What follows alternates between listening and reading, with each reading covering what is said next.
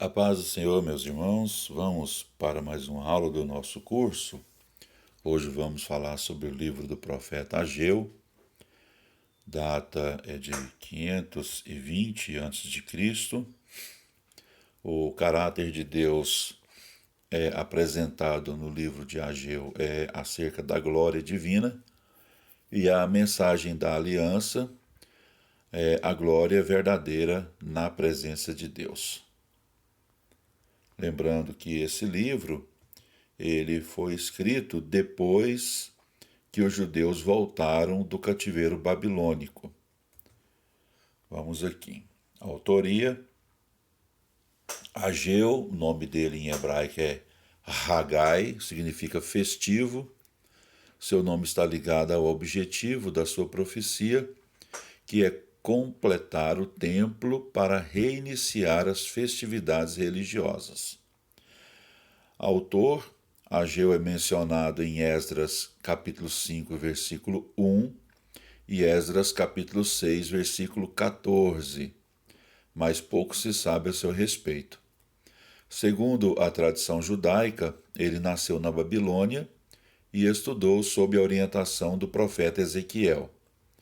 Foi para Jerusalém após o retorno do primeiro grupo de exilados em 537 a.C., pois o seu nome não consta da lista dos que retornaram. Em Esdras capítulo 2 e versículo 2 diz: os quais vieram com Zorobabel, Jesua, Neemias, Seraías, Reelaías, Mardoqueu, Bilzã, Mispar, Bigvai, Reum e Baná, o número dos homens do povo de Israel. Zacarias e Ageu foram os incentivadores da restauração, ao apressarem o povo recém-chegado do exílio a reiniciar a construção do templo.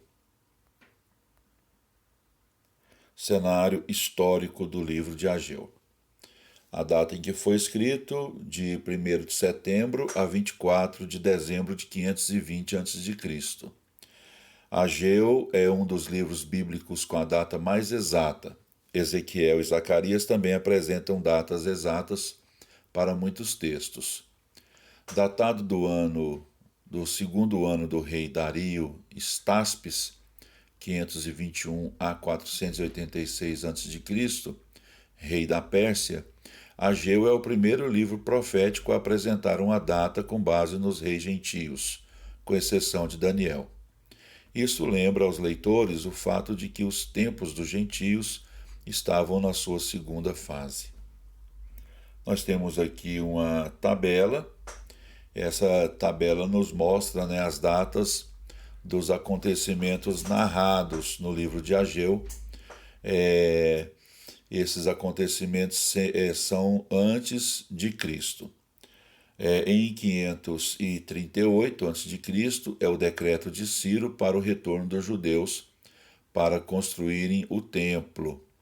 Esdras 1 e 1. 537 a.C., o retorno dos primeiros cativos sob o governo de Sesbazar e Zorobabel, conforme Esdras 2 e versículo 1. 537 a.C., o altar erguido e ofertas reiniciadas em Jerusalém, conforme está em Esdras capítulo 3 e versículo 6. 536 a.C., começada a reconstrução das fundações do templo, conforme Esdras capítulo 3 e versículo 10. 534 a.C., reconstrução interrompida devido à ameaça dos samaritanos, conforme Esdras capítulo 4, versículo 4 e 5. 530 a.C., interrupção oficial da reconstrução por ordem de Artaxerxes, conforme Esdras capítulo 4, versículos 6 e 21. 521 a.C., ascensão de Dario Staspes ao trono persa, conforme Esdras capítulo 4, versículo 5. 520 a.C., retomada da construção do templo após a insistência de Ageu e de Zacarias, conforme Esdras capítulo 5, versículo 1 e 2, e Ageu, capítulo 1, versículo 14 e 15. 520 a.C., decreto de Dario I para recomeçar a construção do templo, com garantia de subsídio e proteção a fim de assegurar o seu término, conforme Esdras capítulo 4, versículo 24 e Esdras capítulo 6, versículo 8 e os seguintes. 516 a.C., o templo terminado em 3 de março, possibilitando a observância da Páscoa em 14 de abril, conforme Esdras capítulo 6 e versículo 19. Então, esses acontecimentos narrados, embora a maioria aqui, ou quase todos os textos são de Esdras, apenas um ou outro aqui citado no livro de Ageu, mas todos fazem parte do mesmo período histórico, que é a questão principalmente da reconstrução do templo. Ageu e Zacarias foram os principais profetas e incentivadores dessa tarefa. O cenário político do livro do profeta Ageu. Após os 70 anos de cativeiro na Babilônia, os judeus retornaram sob a nova política persa que encorajava a volta dos cativos. Esse tratamento benévolo por parte de Ciro pode ter sido devido à influência de Daniel. A oposição à reconstrução do templo veio dos vizinhos samaritanos, que tentaram integrar-se com os judeus. Essa oposição teve como resultado perseguições e a construção ficou suspensa por 14 anos. O cenário religioso do livro de Ageu. Em 537 a.C., começou uma grande era para os judeus, com a volta do cativeiro e o reinício das ofertas da aliança em Jerusalém.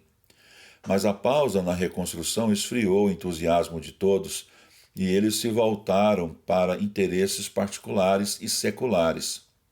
Porém, essas atividades não foram rendosas, talvez por punição, por eles não terem tido em alto apreço a fundação do novo templo, conforme a gente pode ler em Esdras capítulo 3, versículo 12 e 13, e Ageu capítulo 2 e versículo 3. Após 14 anos de negligência na construção do templo, o Senhor mandou seca e má colheita ao povo a fim de alertá-lo. Mandou depois Ageu e Zacarias mostrar-lhe a causa do problema econômico e sugerir que todos cuidassem da sua responsabilidade mais importante, a reconstrução do templo. Objetivo do livro de Ageu: fazer com que os líderes e o povo continuassem a reconstruir o templo destruído, mostrando-lhes que os fracassos nos outros setores da vida eram resultado da negligência na obra do Senhor. Contribuições singulares do livro de Ageu. O Ageu é o profeta da construção do templo. Ageu foi o responsável por conseguir que a construção recomeçasse e fosse terminada. Os líderes estavam assustados e derrotados. Com a seca e a depressão não era oportuno o reinício das obras. Ageu insistiu com os líderes e o povo para atender a essa prioridade, para que Deus pudesse derramar bênçãos sobre todos os empreendimentos do povo. Isso foi antes do novo rei persa, Dario I, favorecer aos judeus, conforme a gente pode ler em Esdras capítulo 5, versículos 1 e 2, e capítulo 6, versículo 1. Ageu promete prosperidade econômica, conforme os textos de Ageu 1, versículo 6 e Ageu 1, versículo 10. Três profetas relacionaram a prosperidade econômica com a obediência espiritual. Joel, no capítulo 2, versículo 18 e os seguintes, Ageu, no capítulo 1, versículo 6 ao 11, e Malaquias, no capítulo 3, versículo 10.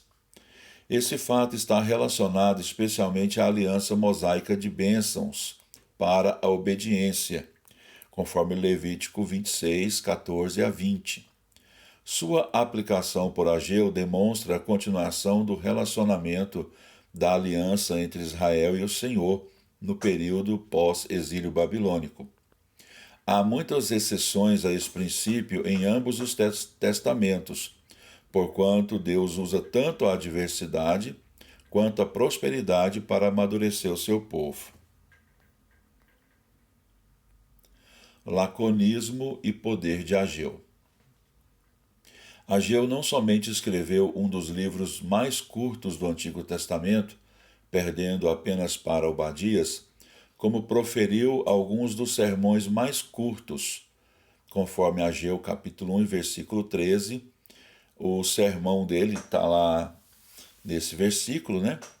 Em 6 palavras. Eu sou convosco, diz o Senhor. No hebraico são apenas 4 palavras. Ani itchem neum Adonai.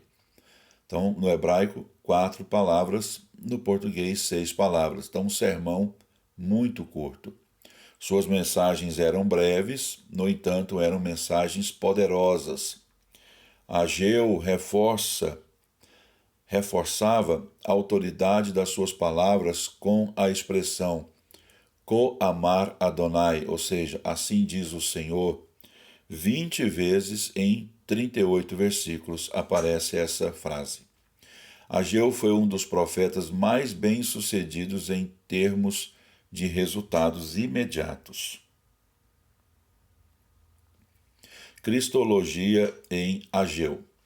Capítulo 2, versículos 7, 8 e 9, dizem o seguinte: E farei tremer todas as nações, e virá o desejado de todas as nações, e encherei esta casa de glória, diz o Senhor dos Exércitos. Minha é a prata, e meu é o ouro, disse o Senhor dos Exércitos.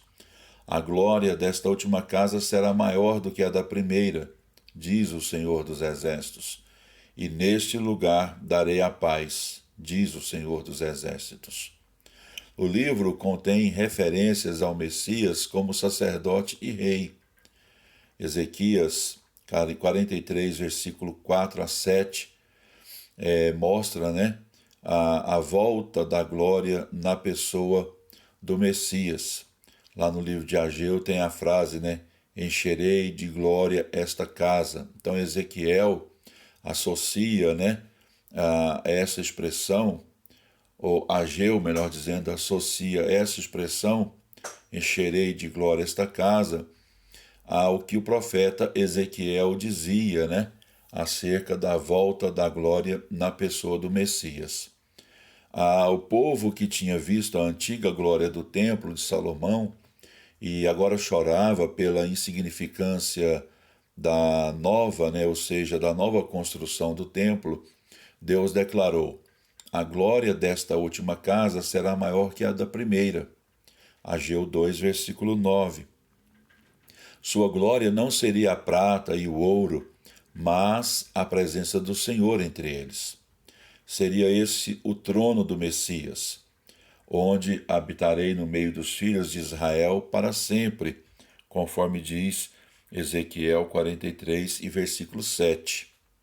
Uma segunda referência messiânica é a escolha de Zorobabel como um anel de selar, que é um tipo ou um símbolo da autoridade real do Messias no reino. Então aqui a gente tem nessa última página um esboço de Ageu, onde a gente pode ter aqui uma visão geral do livro, em 4 tópicos, que é a prosperidade de Israel relacionada com o templo, a paz de Israel relacionada com o templo, a pureza de Israel relacionada com o templo e o poder de Israel relacionado com o futuro templo de Zorobabel. Aí ficou errado, É futuro templo de Zorobabel, ou o futuro de Zorobabel. Bom, então Deus abençoe os irmãos. Depois os irmãos, com um tempinho, deem uma lida no livro de Ageu, acompanhando aí as sugestões aqui desse esboço e os irmãos terão uma compreensão maior desse livro. Fique com Deus, muito obrigado.